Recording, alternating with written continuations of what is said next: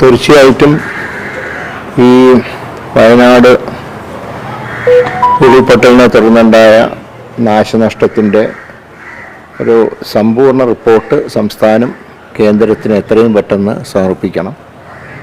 ആ എമൗണ്ട് പൂർണ്ണമായും കേന്ദ്രം അനുവദിച്ചു തരണമെന്നാണ് കേരളത്തിലെ ജനങ്ങളുടെ ഒരു പൊതുവായിട്ടുള്ള വികാരം. ഇപ്പോൾ പ്രധാനമന്ത്രിയുടെ പെട്ടെന്നുള്ള വിസിറ്റാണ് ഉണ്ടായത്. അതുകൊണ്ട് തന്നെ ഒരുപക്ഷെ വിശദമായിട്ട് റിപ്പോർട്ട് തയ്യാറാക്കാൻ ഗവൺമെൻറ്റിന്, സംസ്ഥാന സർക്കാരിന് നേരം കിട്ടിക്കാണില്ല. പക്ഷെ എങ്കിലും ഒരു പ്രാഥമികമായിട്ടുള്ളൊരു റിപ്പോർട്ട് കൊടുക്കേണ്ടതായിരുന്നു. പക്ഷേ ഇനി ചെയ്യാവുന്ന കാര്യം ഡീറ്റെയിൽഡ് റിപ്പോർട്ട് എത്രയും പെട്ടെന്ന് കൊടുക്കുക. അതിൽ പ്രധാനമന്ത്രി പറഞ്ഞ ആ വാക്ക് പാലിക്കണം. എത്ര എമൗണ്ടാണോ സംസ്ഥാനം ആവശ്യപ്പെടുന്നത് ആ എമൗണ്ട് പൂർണ്ണമായിട്ടും കേന്ദ്രം നൽകണം. പിന്നെ രണ്ടാമതൊരു കാര്യം, ഈ ദുരന്ത ബാധിത പ്രദേശമായിട്ട് പ്രഖ്യാപിക്കാൻ നിവൃത്തിയില്ല എന്നുള്ള കേന്ദ്രത്തിൻ്റെ നിലപാട് ശരിയല്ല. കാരണം അങ്ങനെ മുൻകാലം ചിലപ്പോൾ നിയമങ്ങളുണ്ടെങ്കിൽ തന്നെ ആ നിയമങ്ങൾ ഭേദഗതി ചെയ്യാനാണല്ലോ പാർലമെൻറ്റ് ചേരുന്നത്. ഇപ്പോൾ പല നിയമങ്ങളും കാലത്തിൻ്റെ മാറ്റങ്ങൾക്കനുസരിച്ച് രൂപമാറ്റം വരുത്തണം. ഇപ്പോൾ ദേശീയ ദുരന്തമായി പ്രഖ്യാപിക്കണമെങ്കിൽ നിലവിൽ എന്തെങ്കിലും അതിന് തടസ്സമുണ്ടെങ്കിൽ അത് നീക്കേണ്ടത് കേന്ദ്രത്തിൻ്റെ ചുമതലയാണ്. ഓരോ കാലഘട്ടങ്ങളിലും ഓരോ നിയമങ്ങൾ ഉണ്ടാക്കുന്നത് അതാത് കാലഘട്ടത്തിൻ്റെ ആവശ്യങ്ങൾക്കനുസരിച്ചാണ്. ഇപ്പോൾ 1972 കാലത്താണ് ഈ വന്യജീവി നിയമം കൊണ്ടുവന്നത്. അന്ന് കേന്ദ്ര സർക്കാർ കൊണ്ടുവന്നു. ആ കാലത്ത് എന്ന് പറഞ്ഞാൽ മൃഗങ്ങളുടെ വംശനാശം സംഭവിക്കുന്നൊരു കാലമായിരുന്നു. പക്ഷെ ഇപ്പോഴത്തെ അവസ്ഥ എന്താ? മൃഗങ്ങൾ പെറ്റുപെരുകുന്ന അവസ്ഥയാണ്. അപ്പോൾ 72 നിയമമല്ല ഇപ്പോൾ വേണ്ടത്. അപ്പോൾ ഞാൻ ഒരു എക്സാമ്പിൾ പറഞ്ഞതാണ്, കാരണം അത് വയനാടും കൂടെ ബന്ധപ്പെട്ടൊരു കാര്യം ആയതുകൊണ്ട് പറയാം. അപ്പോൾ അങ്ങനെ കാലത്തിൻ്റെ മാറ്റങ്ങൾക്കനുസരിച്ച് നയത്തിൽ മാറ്റം വരുത്തേണ്ടത് ഗവൺമെൻറ്റാണ്. അപ്പോൾ ദേശീയ ദുരന്തമായി പ്രഖ്യാപിക്കേണ്ട ഒരു വലിയൊരു സാഹചര്യമാണ് വയനാട്ടിലുണ്ടായിട്ടുള്ളത്.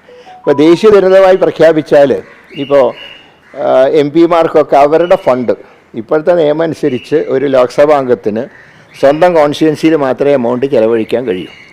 നേരെ മറിച്ചൊരു ദേശീയ ദുരന്തമായി പ്രഖ്യാപിച്ചാൽ ആ പ്രദേശത്തിന് ലോക്സഭാ അംഗങ്ങൾക്ക് അവരുടേതായിട്ടുള്ള ഫണ്ടിൻ്റെ ഒരു വലിയ ഭാഗം കൊടുക്കാൻ കഴിയും. അതുപോലെ രാജ്യസഭക്കാർക്കും. ഇപ്പോൾ രാജ്യസഭയുടെ കോൺസ്റ്റിറ്റ്യുവൻസി എന്ന് പറയുന്നത് അതാത് സ്റ്റേറ്റാണ്. അപ്പോൾ ഇങ്ങനെ പ്രഖ്യാപിക്കുമ്പോൾ ഇതുപോലെ പല കാര്യങ്ങളും ചെയ്യാൻ കഴിയും. അപ്പോൾ അതുകൊണ്ട് ഈ രണ്ട് കാര്യങ്ങളിലും കേന്ദ്രം ശുഷ്കാന്തി കാണിക്കണം എന്നാണ് പറയാനുള്ളത്.